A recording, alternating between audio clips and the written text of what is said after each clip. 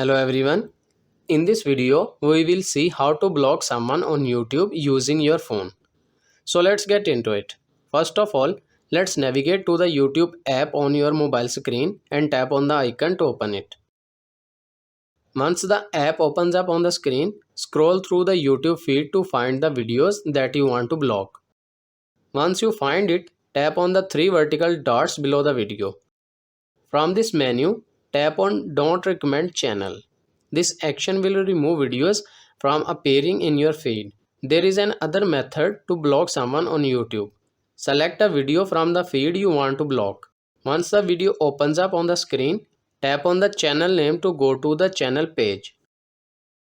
Now to block this channel, tap on the three vertical dots at the top right corner of the channel page. From this menu, tap on Hide User from Channel.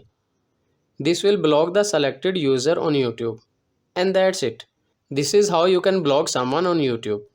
I hope this video is helpful for you. For more information, please subscribe our YouTube channel and thank you for watching.